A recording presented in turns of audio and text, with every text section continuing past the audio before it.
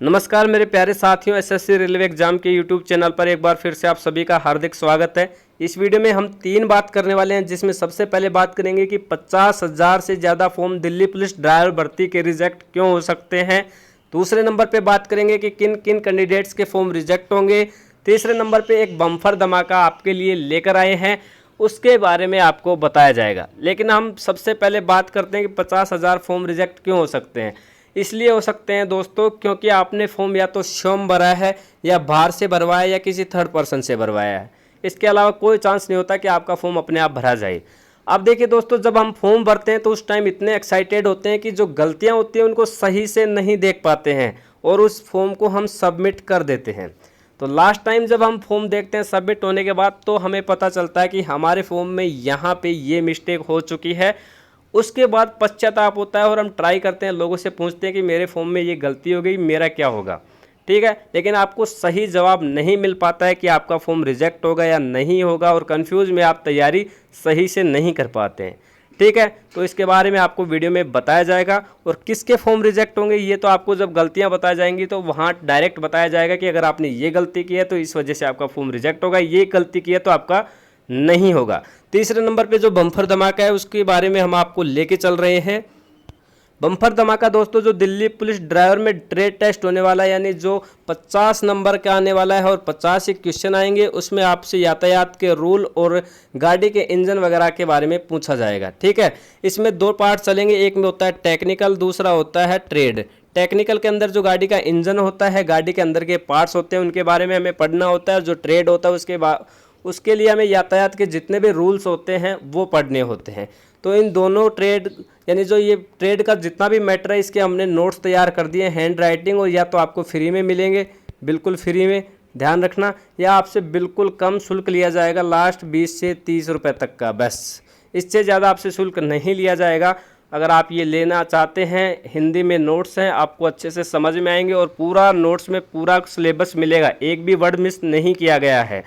तो आप इस नंबर पे व्हाट्सअप करके ले सकते हैं। व्हाट्सअप करते समय आपको ड्राइवर ज़रूर लिख देना है मैसेज में। ठीक है, तो अब चलते हैं हम अपने मेन टॉपिक के ऊपर और उसके बारे में जानकारी लेते हैं।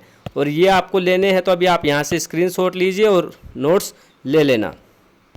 देखिए दोस्तों, आप सभी को पता है जो टोटल फॉर्म्स हैं वो 1,97,503 भरे गए हैं। ठीक है, उम्मीद थी 2 से 3 लाख यानी फॉर्म भरे जाने की, लेकिन यहाँ पे लास्ट 2 लाख के लगभग ही फॉर्म रह चुके हैं। ठीक है, तो अब सबसे पहला सवाल आता है कि किसका फॉर्म रिजेक्ट होगा। जिस कैंडिडेट ने जो लाइसेंस है वो लास्ट फॉर्म डेट तक था, जैसे फॉर्म आपकी लास्ट डेट जो भी थी वहाँ तक बना हुआ था क्लियरली, और उसने भरा है तो उसको कोई प्रॉब्लम नहीं है। लेकिन काफ़ी सारे इंडिया में जुगाड़ी स्टूडेंट ऐसे हैं जिनका लर्निंग लाइसेंस था हैवी का, मतलब उन्होंने अपग्रेड करवाने का उनके पास या तो रिसिप्ट थी या फिर उन्होंने करवाया ही था लेकिन हो नहीं पाया था, फिर भी उन्होंने जैसे तैसे करके लगा के फॉर्म भर दिया, तो उनका फॉर्म रिजेक्ट हो जाएगा। ठीक है, यानी जिनका क्लियरली पूरा डीएल बना हुआ था उनका फॉर्म रिजेक्ट नहीं होगा। ठीक है, इसके बाद यहाँ पे हम बात करते हैं जिन कैंडिडेट्स ने रोल नंबर में प्रॉब्लम की है। जैसे मान लीजिए ये रोल नंबर है, ठीक है, 84,110 ये रोल नंबर है, इसको हम रोल नंबर मान रहे हैं, और स्टार्टिंग का 8 नहीं लगाया और ये लास्ट वाले जितने भी है सारे भर दिए, तो वहाँ भी फॉर्म आपका रिजेक्ट हो जाएगा। क्योंकि मान लो आपने 8 नहीं लगाया तो यहाँ आपका रोल नंबर बन गया 4110, यानी 4110। ठीक है, तो 4110 यहाँ पे आपका कोई रोल नंबर वहाँ पे मैच नहीं होगा और आपका फॉर्म रिजेक्ट कर दिया जाएगा। ठीक है, इसके अलावा दोस्तों एक बात करते हैं कि जैसे काफ़ी सारे कैंडिडेट्स के रोल नंबर स्टार्टिंग में 00 होता है। जैसे मान लीजिए आप ये रोल नंबर है 39,672, इससे पहले 00 है, और मान लो आपने फर्स्ट वाला 0 नहीं लगाया तो इसका फॉर्म रिजेक्ट नहीं होगा, क्योंकि इस 0 से इतना कोई फ़र्क नहीं पड़ता। मान लो इस 0 से काउंट करेंगे तो भी वहाँ पे वो शो हो जाएगा। ठीक है, तो इन कैंडिडेट्स को टेंशन लेने की बिल्कुल ज़रूरत नहीं है। उसके बाद में हम बात करते हैं काफ़ी सारे कैंडिडेट्स ने क्या किया है, जिनका मार्कशीट में जैसे मान लो किसी का नाम संदीप यादव था, तो और उनके आधार कार्ड में संदीप कुमार यादव था। ठीक है, और उन्होंने फॉर्म भरते समय अपने आधार कार्ड का नाम भर दिया, मार्कशीट का नाम नहीं भरा। ठीक है, ध्यान से देखिए दोस्तों, मान लो फॉर्म भरते समय उन्होंने आधार कार्ड का नाम भर दिया संदीप कुमार यादव, और इसके बाद में उन्होंने मार्कशीट का नाम नहीं भरा संदीप यादव, तो उनका फॉर्म रिजेक्ट नहीं होगा। लेकिन जब वो एग्ज़ाम देने जाएंगे तो उनको आधार कार्ड साथ लेके जाना पड़ेगा और मार्कशीट साथ लेके जानी पड़ेगी। दोनों ही वहाँ पे उनको आइडेंटिटी के रूप में दिखाना पड़ेगा और उनको प्रत्यक्ष करना पड़ेगा कि यहाँ उनका मिसमैच हुआ पड़ा है, जिनका वो करेक्शन करवा लेंगे या फिर आपको बाद में करेक्शन करवा लेना है, ठीक है। तो उनका रिजेक्ट नहीं होगा। इसके अलावा हम बात करते हैं तीसरा केस किस टाइप का आता है कि फ़ोटो का। काफ़ी सारे कैंडिडेट्स ऐसे कहते हैं कि भाई मैंने चश्मे वाली फ़ोटो लगाई है फर्स्ट नंबर पे तो उससे कोई प्रॉब्लम नहीं है। दूसरे नंबर पे कहते हैं कि मैंने छोटी फ़ोटो लगा दी है तो कोई दिक्कत नहीं है। तीसरे नंबर पे कहते हैं कि मैंने फ़ोटो के नीचे सिग्नेचर नहीं किए। तो यहाँ पे क्या करता है, देखिए दोस्तों, जो एग्ज़ाम है वो एसएससी के द्वारा करवाया जाएगा। तो एसएससी ने अभी कुछ ही सालों में रूल बनाया है कि जो आपकी फ़ोटो होगी उसके नीचे डेट होना ज़रूरी है, ठीक है। अब यहाँ पे एक केस बनता है कि एडमिट कार्ड आपका आ भी सकता है और नहीं भी, लेकिन ऐसे डरने की बात नहीं है। दिल्ली पुलिस ड्राइवर में लगभग सबका एडमिट कार्ड आएगा अगर आपने डेट नहीं लिखी, लेकिन चांस बनता है कि एसएससी ने क्या कि पिछले जब CHSL MTS के एग्ज़ाम हुए उनमें एडमिट कार्ड नहीं दिया जिनने डेट नहीं दी, और ये केस मेरे खुद के साथ हुआ है। मैंने मेरे CHSL के फॉर्म में डेट नहीं लिखी थी तो मेरा एडमिट कार्ड नहीं आया था, ठीक है। तो यहाँ पे आपके लिए खतरा हो सकता है, मैं यहाँ पे कंफर्म नहीं कह सकता। इसके अलावा दोस्तों हम बात करें, जो आपके फॉर्म हैं वो 1,97,503 भरे गए हैं।